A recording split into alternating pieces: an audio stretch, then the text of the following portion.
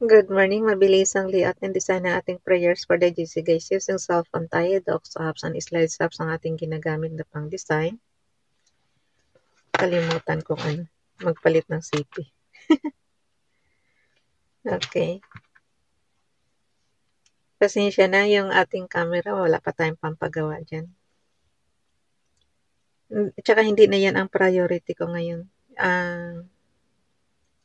Ang priority ko is maghahanda na tayo sa pag-uwi natin sa Pilipinas.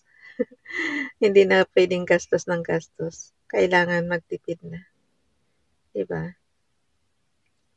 Yung tingin ko kung masira na lang talaga, di sira na. Ayoko nang hindi ko na dati kasi masira lang yung screen. Nagpapagawa na tayo kaagad. Masira lang yung LCD, paggawa kaagad. Ngayon hindi na yan ang priority natin. Kung masira ang CPA, di sige, okay na lang. Pagtiisan nyo na lang guys. Tinanong ko naman si asawa ko na, sabi ko, Dad, ano ba yan? Okay ba pa rin yung camera? Baka sa lang, pangkalahatan na ang pagkaintindi ko kung maputla talaga, di ba? Sabi niya, okay naman daw. So, ibig sabihin, sa camera ko lang yan. Sa camera ko lang may diferensya. Pero yung mga nanonood, okay naman sa kanila. Kaya pagtyagaan ko na. Kung ano yung nakikita ko rito, sobrang putla. Hindi ko kayang ayusin. Kaya kailangan talaga ipagawa, pero wala. Sabi nga LCD na pagkaganyan. Lalo na yung isa kong CP na ito, blackout na talaga ito. Kaya nga yung na yan yan na naman ang ginagamit natin. Sabi ko sa inyo, palyado na lahat ng CP ko, kaya lang, ayoko itapon. Sayang naman kasi. Okay, buksan natin yung ating docs apps. Ito na yung last day ng March. Gusto ko nga talaga mabilis na mabilis para July na guys. Gusto ko nang mag-relax na tayo. Okay. Kailangan na nating magkaroon na tayo ng concern sa health natin. Hindi pwede yung trabaho ng trabaho. Kailangan naman kaya nga payo ko na tuloy ngayon sa experience ko payo ko tuloy ngayon sa mga kabataan. Enjoy nyo yung nyo guys. Enjoy nyo yung life nyo. Na kung kaya nyo namang mamasyal na hindi pa kayo nakatungkod. Hindi katulad namin na mga wala pang ang senior citizen pero marami nang nararamdaman. 'Di ba? Yung tuhod mo, hindi mo na yan. Nung birthday ko nga namasyal ako doon sa Ocean Park. Sabi ko sa inyo, parang parusa sa akin pagdating ng gabi. Parang yung tuhod ko hindi na kaya. Yun, tsaka mas balikat ko pa. Yun, talagang, kaya sabi ko sa inyo, habang bata pa kayo, mamasyal kayo, enjoy nyo yung life nyo. Huwag nyo hintayin na magkaroon kayo ng health problem. Kasi pagka yan na ang problema, wala na. Hindi nyo mai-enjoy ang pamamasyal nyo. Bagkos parusa pa nga kasi nga, iindahin nyo yung sakit sa mga kasukasuan nyo, katawan nyo, gano'n. Okay, dito tayo. Chiral Lion Pag-vlogs na prayers. Wait muna, isabihin ko muna sa inyo yung anong font. Pero ko na to. Courier pagka ganyang buhagag. Pag ganyang buhagag, guys. Courier nyo. Ang font, okay? Yung letter A na may 4 na horizontal line, lalabas yung format menu. Ayan yung format menu, lalabas yan. And then, skip natin para makita natin mabuti. Ang ating font is Courier nyo, size 12, text color ay matingkad na blue, highlight color is red. Matingkad na red din siya. Naka-bold. Ayan. Naka-bold. Yung letter B is bold. Ang ibig sabihin, ang I is italic, ang U is underline. Pero hindi natin yung I tsaka U. Yung letter B lang. So, X na natin yung ating format menu. From Family GC, yung mga gustong sumali sa Family GC guys, pakicontact yung aming founder, Harry B. De La Cruz, or yung mga admins. Co-founder, Muti Admins, Roger Pacatang, Eileen Samarin, Aiki Akma, Sarah Golinga, Nanay Elsa Samaricat, ang inyong lingkod, Ralph Lion Pag-vlogs, Paki-subscribe na rin sa kanilang mga YouTube channel. And then yung mga gustong magpa-member, i-add nyo lang. And then i-confirm na yan ng mga admins kung sino man o nang makakakita dyan. Makipagdikitan kayo guys para mabilis nyo yung watch hour tsaka subscribers. Sira na naman yung boses ko. Yan yung hindrances ko tuwing madaling araw. Ang hirap magsalita. Dito tayo kay Princess Diane Channel. Kinuha lang to sa Google. Dugtungan nyo na lang ng sarili nyong prayers. O God, the sources of all health, so fill my heart with faith in your love, that with calm expectancy I may make room for your power to possess me, and gracefully accept your healing. Thy will be done, Lord. Amen. Dinugtong ko na lang yung thy will be na kasi yan yung natutunan ko sa pagbabasa natin ng homily. Yun. Dapat daw yung pinakahuling prayers mo, thy will be done, Lord. Okay. Ako kasi sa pagbabasa ko ng libro guys, kinukuha ko yung mga bubuti. Kinukuha ko yung magagandang aral. Kaya ina-apply ko siya. So yun, yung natutunan natin doon sa pagbasa natin ng homily doon sa the word in other words. Inakalagay sabi ng pare is, thy will be done, Lord. So yun. Kay Ralph Lion Pag-vlogs naman, kinuha lang din to sa Google. Paki-subscribe, Ralph Lion Pag-vlogs. Thank you, God.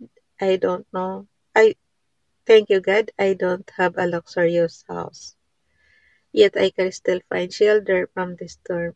There are nights when I struggle to sleep, but I can still wake up to face a new day. My wallet may not be filled, but I am still provided for with food and clothing. I may not have everything I want, but I have everything I need.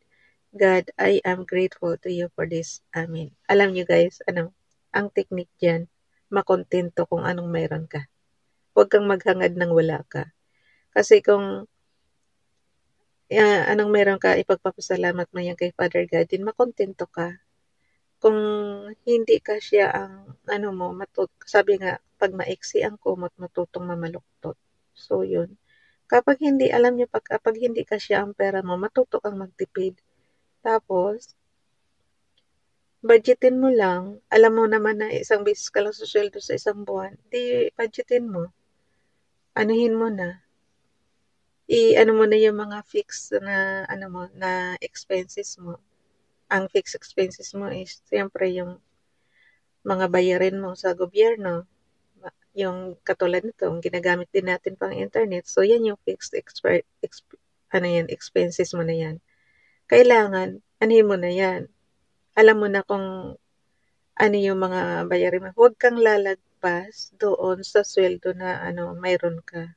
Huwag kang lalagpas doon kasi pag lumagpas ka doon, magkautang-utang ka na niyan, mababaon ka sa utang. Katulad nung iba, hindi na marunong magbayad. Kaya tayo din naman, huwag din natin pairalin yung katangahan natin na porket naawa ka is mangungutang na sila. Huwag natin pairalin yung ganun katangahan na tinitipid mo ang sarili mo. Kasi nangyari sa akin tinitipid ko yung sarili ko tapos pinapautang ko sa kanila.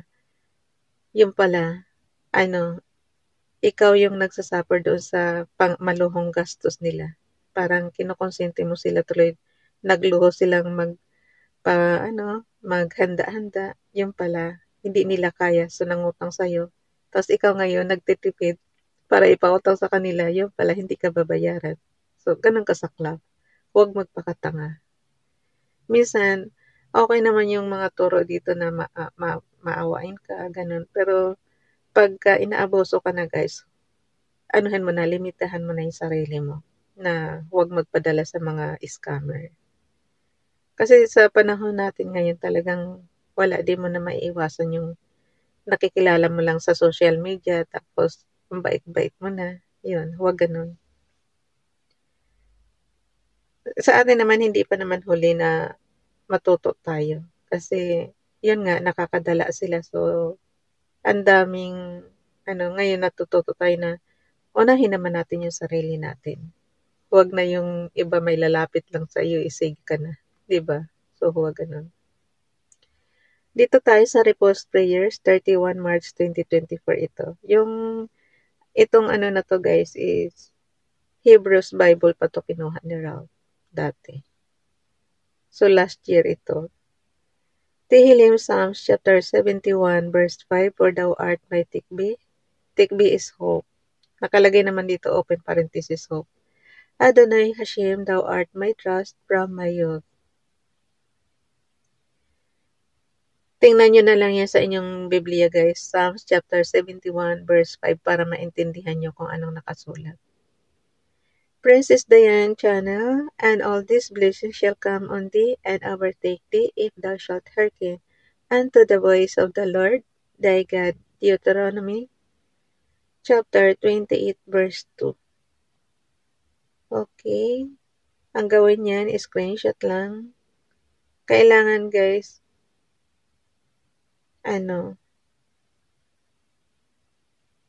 i-zoom nyo lang para mapuno yung screen. And then, screenshot on and off button and low volume button, sabay click. So, meron ka ng screenshot.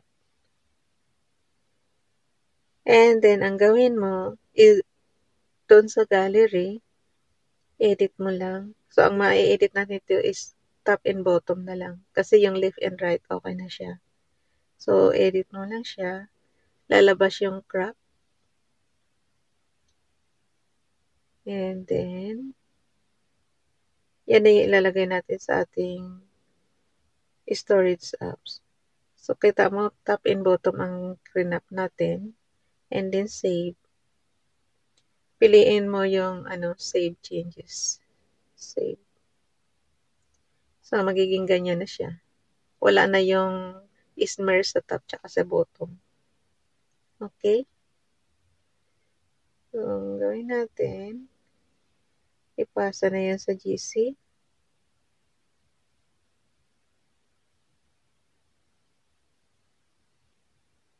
So, dito muna tayo sa ating Sheets apps. Yung katumbas nito is Microsoft Office Excel. Ito yung storage apps natin dito sa cellphone. Okay, thank you God. Tapos na naman ang buwan ng Marso. Oh no. Wala akong internet connection. What happened? Hanggang dito na lang guys. Bye everyone. God bless.